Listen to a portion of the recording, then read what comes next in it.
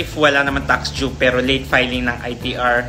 So itong question is para sa penalties guys. Yung shinare ko kasing scenario, may tax due tapos may computation ng penalties. Ito naman, what if walang tax due pero late filing ng ITR? The answer is yes. Unfortunately, meron pa rin pong penalty. My name is George. I'm a freelancer's tax advisor at GA Consulting. What we do is we are empowering online freelancers through simple and stress-free tax compliance. Tingnan natin kung magkano ba yung penalty kung wala naman tax due. Tingnan natin sa guidelines ni BIR. So ayan siya guys, for late filing of tax returns with no tax due to be paid, di ba? Wala ka nang kailangan bayaran, pero dahil late ka nag-file, meron ka patuloy penalty. Ayan yung table guys, naka-base siya sa income natin.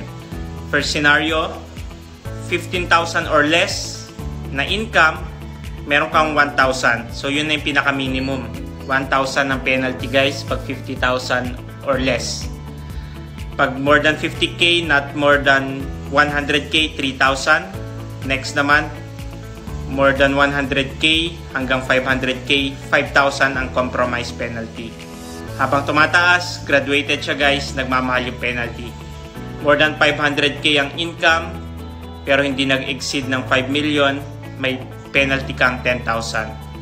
Tapos yung next, yung 5 million, not more than 10 million, 15k.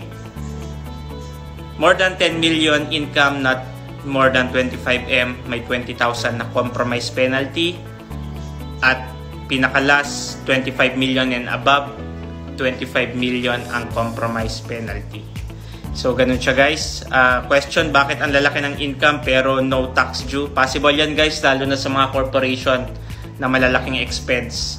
Pwede pa rin silang magka net loss, di ba? For example, gamitin natin tong last 25 million yung income niya, gross income, tapos 26 million yung expenses, so lugi siya, di ba? Tapos na late siya mag-file, late filing siya, wala siya lang babayaran sana dahil nga net loss siya, mas malaki yung business expense niya, kaso late siya, kailangan niya pa magbayad ng 25,000 compromise penalty. So pare-parehas yan guys, individual, usually dito tayo around sa bracket na yan. So iwasan na natin maliit filing, di ba? Kasi sayang, maliit na nga yung income. For example, 50,000, kailangan patuloy natin magbayad imbis na no tax due na sana.